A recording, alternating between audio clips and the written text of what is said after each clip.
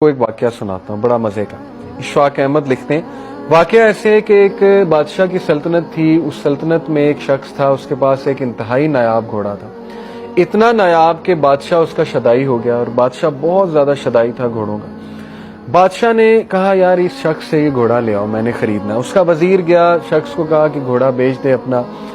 اس نے کہا کچھ اور مانگ لو, لیکن گھوڑا یہ کہ بچپن سے میری اس کے ساتھ افیلیشن ہے, جذبات ہیں, بیٹوں کی طرح پالا ہے.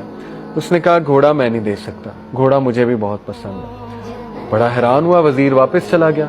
بادشاہ کو یہ بات برداشت نہ ہوئی, اس کو غصہ آیا. اس نے کہا اچھا, اس نے کہا میں چلتا ہوں. بادشاہ خود آ گیا.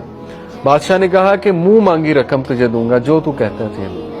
اس نے کہا بادشاہ سلامت آپ جان مانگ لیں, لیکن یہ کہ یہ نہیں میں دے سکتا, میری ویلیوز کے خلاف ہے یہ بات کہ میں اپنا پالا ہوا گھوڑا جو ہے وہ اس طرح بیچ دوں. مجھے ہے ہی نہیں ضرورت ہی نہیں مال کی, اللہ نے دیا الحمدللہ.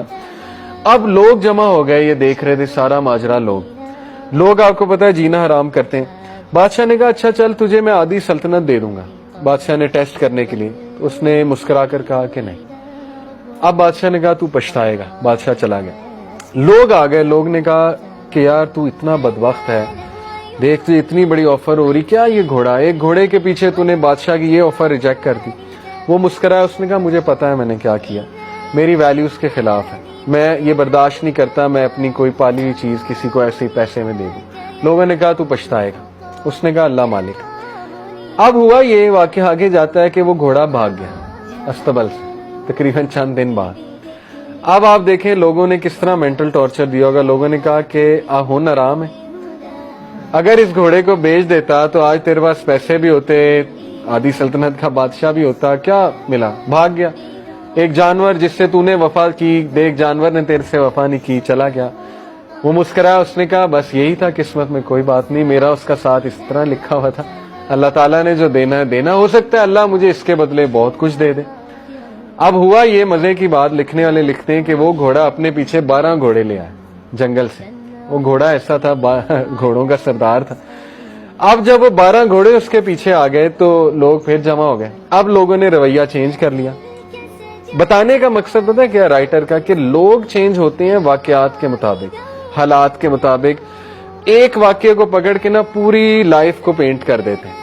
اب لوگوں نے کہا اچھا تو تو بڑا عقل مند ہے, تو نے تو اس کو ٹرین کیا ہوا تھا, ہمیں تو پتہ ہی نہیں, اصل میں تو 12 گھوڑے اور لانا چاہتا تھا تاکہ ایک کی بجائے 13 گھوڑے بیچے اور تجھے زیادہ مال ملے.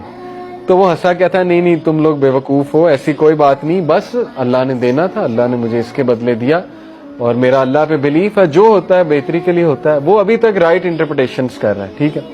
اس کے بعد یہ ہوا کہ اس کے گھوڑے پہ اس کا بیٹا بیٹھا ہوا تھا, اکلوتا بیٹا. گھوڑے نے اسے گرایا, اس کے بیٹے کی ٹانگ ٹوٹ گئی. اب وہ پھر آگے لوگ, دیکھا منوس گھوڑا ہے, تیرا اکلوتا بیٹا, تیرا کون سہارا بنے گا.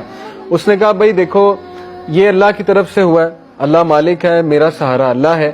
میرا بیٹا ٹھیک ہے اس کی ٹانگ ٹوٹ گئی, لیکن یہ کہ دکھ تو بہت ہے, بٹ یہ کہ میری نظروں کے سامنے رہے گا, چلو اللہ تعالیٰ اس سے کوئی بہتری لائے گا. ایسا ہی ہوا.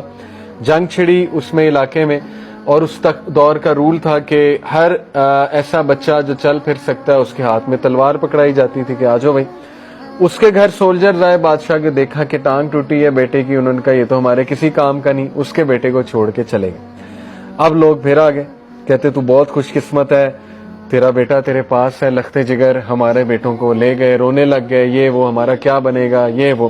اس نے کہا I've had enough, تم لوگ ایک نمبر کے بیوقوف ہو, اور تم لوگوں کا مسئلہ یہ ہے کہ زندگی میں کوئی ایک حادثہ ہوتا ہے تم اس کو پکڑ کے کنکلوژن پہ پہنچ جاتے اور پوری لائف پینٹ کر دیتے.